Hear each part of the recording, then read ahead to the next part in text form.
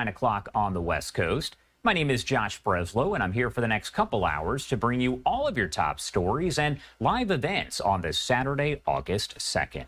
I do want to take you out to this post right here as we go international at this point. This is from the U.S. Special Envoy, Steve Witkoff, as he and U.S. Ambassador to Israel, Mike Huckabee, visited Gaza and the humanitarian aid distribution sites just yesterday. He posted that photo right there of them in that location on the left-hand side of your screen. But moments ago, the Hamas terror group condemned that visit to Gaza by Witkoff.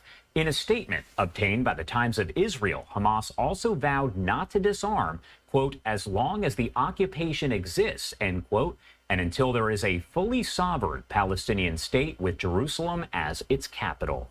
The statement does come hours after Witkoff told the families of those held hostage by the terror group that Hamas says it is ready to demilitarize.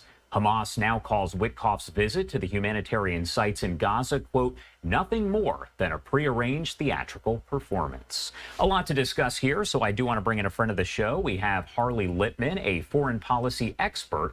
He does serve on several advisory boards, including at Yale and Columbia, and is a board member of the Washington Institute for Near East Policy, the Middle East Forum, and at the Foundation for Defense of Democracy. He's a busy guy, so thank you so much for taking the time to join us here.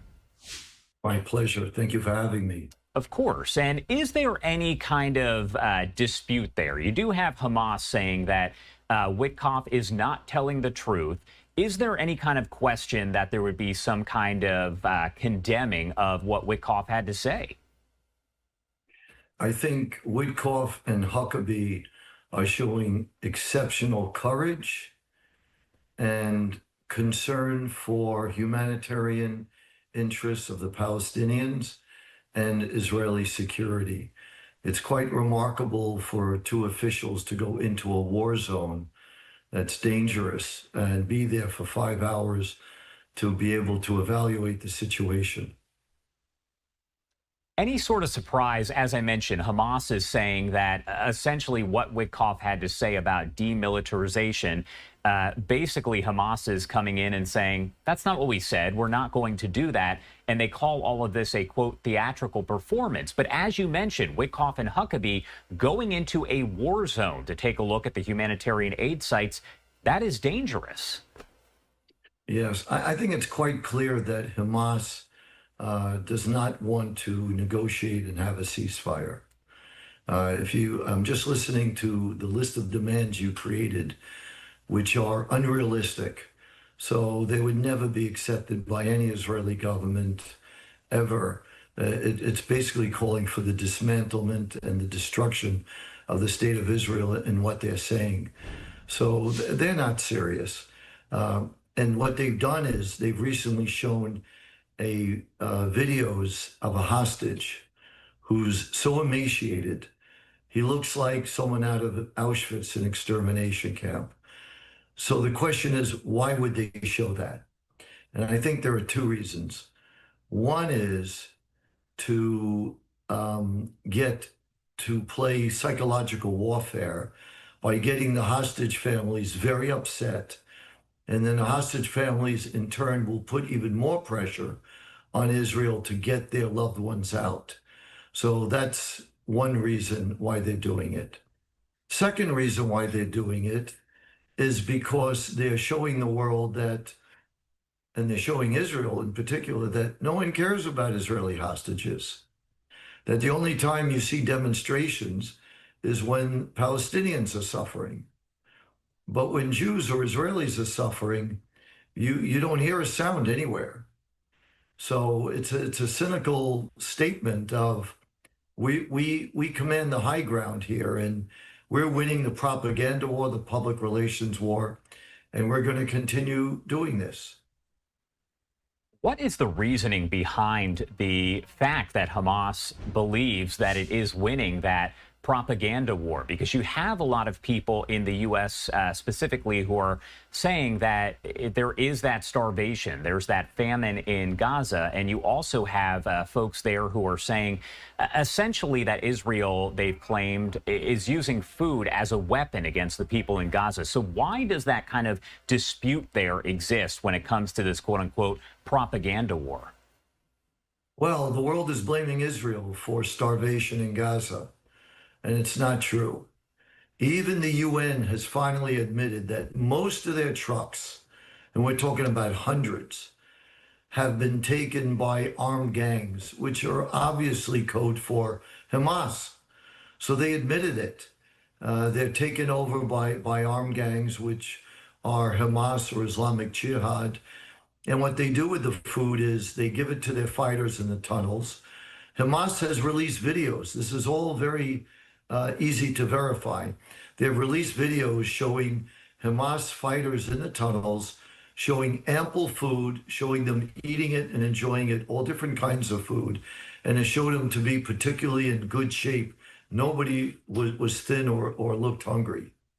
So they are then taking the food and selling it at exorbitant prices to poor Palestinians. They're gouging the Palestinian people because they basically run out of money, and this is their largest revenue.